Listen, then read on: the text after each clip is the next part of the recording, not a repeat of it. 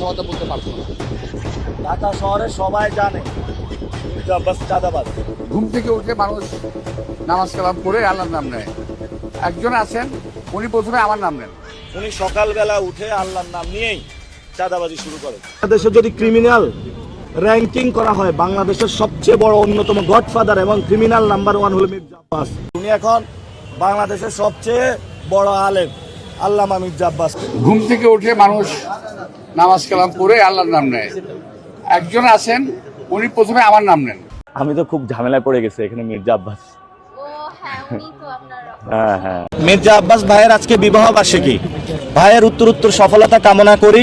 আপনি সকালে ঘুম থেকে উঠছেন, চোখ আধ খোলা, মাথায় চিন্তা আজ কি খাবো, আজ কি করব, কিন্তু আপনি ফোনটা হাতে নিলেন আর তখনই বুঝলেন আজও আপনার কোনো কাজ নেই, কারণ আজও নাসিরউদ্দিন পাটোয়ারি মুখে একটাই নাম, মির্জা আব্বাস।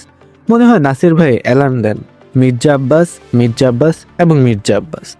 নাসিরউদ্দিন পাটোয়ারি যখন কথা বলা শুরু করেন তখন মনে হয় আজকে তিনি কথা বলবেন না, আজকে তিনি আক্রমণ করবেন। মাইক দেখলেই তার ভেতরে ঢুকে যায় ফাইটিং মোড, আর টার্গেট একদম ফিক্সড, মির্জা আব্বাস। লোকজন এখন বলেন নাসির ভাই যদি বিয়ে করেন বিয়ের দাওয়াতেও লিখবেন বিশেষভাবে অনুপস্থিত মির্জা আব্বাস। নাসির ভাই এমন গতিতে কথা বলেন, ইউটিউবে যদি 1.2x স্পিডে চালান তবুও মনে হবে ভাই স্লো করেন। এক নিঃশ্বাসে অতীত, বর্তমান, ভবিষ্যৎ সব ঢুকিয়ে দেন। দর্শক তখন ভাবে এই লোক যদি গল্প বানাতো ঘুমানোর সুযোগই দিত না। এই পুরো ঘটনায় সবচেয়ে শান্ত মানুষকে জানেন, মির্জা আব্বাস। লোকটা কিছু না করেও দিনে 3 বার ট্রেন্ডে থাকেন, কেউ কথা বলছে না কিন্তু নাম শোনা যাচ্ছে। এটাকেই বলে রিয়েল পাওয়ার। ফেসবুকে মানুষ যা বলছে, নাসির পাটোয়ারি আর মির্জা আব্বাস একই সিরিজের 2 এপিসোড। নাসির ভাই যদি রোজা রাখেন ইফতারেও নামটা আসবে।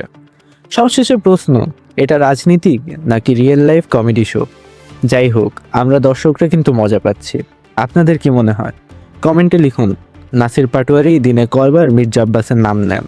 ভিডিও ভালো লাগলে লাইক দিন, আর না লাগলেও মির্জা আব্বাসের নাম একবার কমেন্টে লিখে যান।